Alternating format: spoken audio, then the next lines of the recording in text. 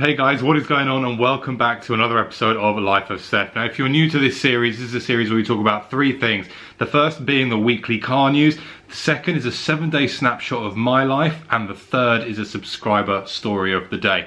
Now in this video we've got a few things to talk about, particularly around the car news. So this week BMW announced the release of the brand new 5 Series for 2021, and within that 5 Series mix we saw the BMW M550i. Now this is the first time that BMW are releasing an M550i model, and if the M850i is anything to go by, then this car is going to be pretty insane. The new BMW M550i comes in at 530 horsepower and 750 Newton meters of torque. We have the same 4.4 litre V8 engine that we saw in the M850i, and this is a brilliant engine. For those of you who haven't been aware, I drove this car a number of times. I drove it out in Spain, and my word, it was just so quick off the mark. Now equally, we're going to see exactly the same thing in the form of the 5 Series, which I think is a very welcomed addition. It's the first time ever that BMW are doing an M550i, which I think will be pretty exciting. 0 to 62 mile an hour will be delivered in just 3.8 seconds with 155 mile an hour top speed that is limited. Interestingly enough, a lot of the new 5 Series cars, with the exception of the M850i, are taking a leaf out of Audi's book. They are all going to come with a mild hybrid system. The M550i is the only one that is not coming with it, which I think is a good thing, because the plug-in hybrid, the mild hybrid system is a good thing, predominantly there for emissions, and it's supposed to give you a bit of torque low down. But in the cars that I've driven, for example, the Audi S4s and that, I just didn't really notice it that much, if I'm honest with you, and I'm pleased that they've kept full ICU internal combustion engine on the M550i. I think it's going to be a really good car. I think BMW have missed a trick with this car, and what I mean by that is the M550i is only going to be available in the form of a saloon, which is a bit disappointing because they could have done a touring version with it as well. The touring version of the new 5 Series, the max you'll be able to get is the M540i, which is around 330 horsepower and delivers a 0 to 60 time of 5.2 seconds, which isn't, you know, slow. But I mean, an M550i estate would be pretty insane. I'm sure everybody watching this is going to agree with that. So I think BMW have missed a trick with that. Equally, what this means for the new 5 Series is we've got something to be excited about, because we're going to have a new M5, and there's a lot of rumours floating around that we're going to see the M5 CS, which I think will be, I think that's just going to be insane. I mean, M2 CS is bonkers, and I think the M5 CS is going to be even more bonkers. I drove the BMW M5, the previous model, and that is unbelievable. I think as an all-round car, it's probably the fastest thing going. It gives you the practicality that anything probably doesn't allow you to do in terms of luggage space, seating. It's got the X-Drive model. The M550i has the X-Drive model, the X-Drive system as well. But yeah, the new M5 is going to be insane, guys. So with the new 5 Series, what's kind of changed really, and where's the focus been? Well, the focus on the new 5 Series has been on the grille. Of course it has. The grille is now kind of similar to an M2 style, where it's not 2 grills anymore, it's just kind of like one, and it's slightly bigger and slightly wider. But that's the BMW theme, and we knew that was going to be the case, particularly when we saw renders of the new 4 Series concept, which I just can't get behind. I love BMW as a brand, I love what they do, I love their cars, I love the technology, but the new grille on the 4 Series looks pretty ugly, if I'm being honest with you.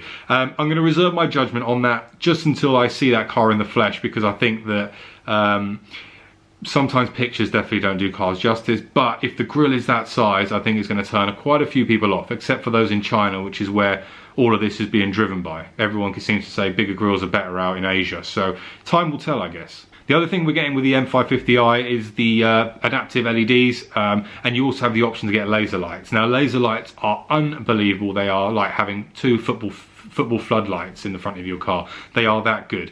And when me and Joe did a drive down to Geneva a couple of years back in the 8 Series, we experienced just how good those lights were. So if you are buying an M550i in the future, I would definitely spec that in. And now moving on to the 7-day snapshot of the week. Last week, you guys would have seen that we'd spent a lot of time painting the shed. Some people called it the Nardo Grey shed. Really happy with how that turned out. This week it continued. We've kind of kept building that garden into what we want to call a bit of a chill zone, particularly now with the weather. It's just absolutely incredible. So we had some rattan furniture arrive, and it came all the way from China. Don't worry, we're good, it's all good. And also we bought a very nice parasol as well. So now that garden is slowly starting to take shape. Still a bit of work that needs to be done. The fencing needs to be redone. eventually retiling and turfing, but it's a long-term project. But yeah, so the ragtime furniture is absolutely insane. The missus had a great idea and bought a mirror and a clock to stick on the side of the shed, and I think that looks really nice. So very pleased with how that one came out. And of course, when you have a really nice kind of garden setup, you obviously need to have a barbecue. So we queued up in the social distance queue of Homebase the other day and waited pretty long to be able to capture one of those barbecues. It was good. They are selling like hotcakes. So we managed to get a barbecue, and I managed to have my first barbecue since the last house, which is pretty insane if I'm honest with you. It's been that long. Now, of course, with all the amazing weather, you can expect the visit from DCAT, and DCAT did pop over and he did chill outside in the garden, belly up, soaking up all the sunshine. So yeah, a video isn't complete without a quick snapshot of DCAT. So he was there, living the dream. I also ordered some garden lights. So for those of you who obviously know me will know I'm quite into my kind of tech and the smart home stuff. So I ordered some garden lights, wired garden lights, fitted them all around the garden, wired them all in, did some kind of home electrics. I thought I was going to electrocute myself, but I managed to unplug the socket, dewire a socket, thread it through the shed, and just to try and make it all neat, because I have some pretty bad OCD. But that turned out all right. There is no fire, touch wood, for now. And we've got some nice garden lights, which are all linked up to oh, she's there, Alexa. You heard me. Yeah, they're all linked up to her. I didn't hear that. There you go. Please try that again. No, stop. That's what I was trying to avoid, but it's all linked up to her. In other news, so I guess from a more personal work perspective, so as of, what day is this? This video is going out on Monday. So as of tomorrow, I am going on furlough for 5 weeks, which obviously everybody knows what that means from a financial implication perspective, which leads me on to the next point. You guys troll me so hard. I mean, it's hilarious. Everyone's who in the last video, thank you for watching it, which was the kind of final drive in the 4C, who were kind of saying, oh, you know, this is what car we want you to get. Everyone's asking me what I'm going to get, and I just don't know at the moment. There's too many financial variables in place right now which are hindering decisions. What I want and what I'll actually be able to get are two very different ends of the spectrum. And guys, you need to understand that. You know, everyone's saying get a Giulia Quadrifoglio, but I can't afford a Giulia Quadrifoglio at the moment. Plus, you know, with a mortgage over our heads and we're doing stuff to the house, I've got to be realistic here, and at the moment I don't know. So I'm going to sit tight because there's a few things that need to happen before I can even get close to a decision on what our next car will be. So right now I will continue to not have a car, but I've got some cars coming. I'll touch on that in a sec. The kind of shopping theme continues. We did a bit of shopping for something which I will be announcing next week, which I'm very, very excited for. Something or someone that may be joining the house. Yeah, read between the lines, guys. It's going to be epic, and I'm so happy. I'll share more when I can. With regards to the kind of cars that I've got coming to the channel, got a bit of a run of Audis coming, which is really good because there's a couple of these that I couldn't get to press launches for, one of which was a really oversubscribed press launch that I wasn't able to get to. And the cars that we've got coming to the channel, so videos will be coming on those soon, well, I guess over the next month because they're spread out, is the new Audi RS6, the new Audi RS4, and the new Audi RS Q3. Very excited to drive every single one of those cars, and of course I'm going to bring you some cool content on every single one of those cars. So yeah, really looking forward to that.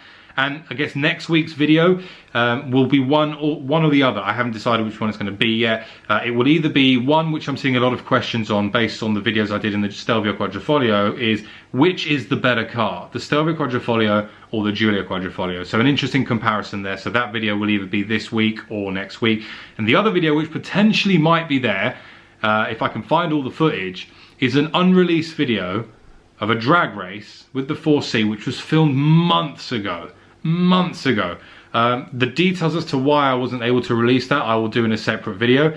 Those close to me will know the reasons behind it, but yeah, so there's two cool videos coming either way to the channel in between the life of Stef's. And finally in the news, I took some photos of the new AB line for Control and Shift. As you can see, I'm wearing the Alpha Male t-shirt, which is epic. I love it. The cotton on this, the material is amazing.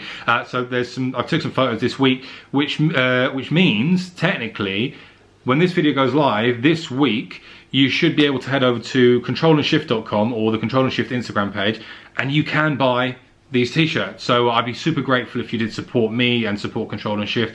It would be amazing, guys. And if you do end up buying any of these t-shirts or merchandise, stickers, there'll be hoodies soon. And the final part of the video is the subscriber story of the day. Now, last week I asked you guys, once the lockdown and everything is over and borders reopen and all that fun stuff, where would you go on a road trip and what car would you take on the road trip? There was a couple of cool ones. One of them was a really good one, an Abarth 500 taken doing the North Coast 500. North Coast 500 is something I'd really like to do. It's kind of tracking from the north of Scotland all the way down, I think it's the eastern side of Scotland, and the scenic views there are just unbelievable. So it's one thing that's on the bucket list to do. But the one that I really liked was from Harold, and he's going to be doing I think like an 8 to 9 hour drive from Germany in his Abarth 695 Rivali, which is going to be amazing. And he's purposely avoiding autobahns to soak in all of the scenery. So this week's video question, sorry. What has been the most expensive modification that you have done to your car, or any cars that you've owned in your lifetime? I'd be really keen to see, because I'm sure there's been some mega builds out there. But equally, for some people, it might be a modification as much as lowering the car might be as expensive as you've got. So I'd love to hear what you guys have done. But anyway, that's the roundup for this week's Life of Stef. I hope you're all well. I hope you're all safe. I hope you're all out enjoying the sunshine. It's beautiful weather, and it doesn't look like it's changing anytime soon. So make sure to soak it up, get some vitamin D, wear some sunblock, because it's quite hot out there. If you haven't subscribed to this channel and you watch it, please hit the subscribe button. It will really help me, and also smash the like button. It helps the YouTube algorithm ping this video out to other people as well. So thank you all so much. I'll see you all very soon on the next one. See you later. Bye bye.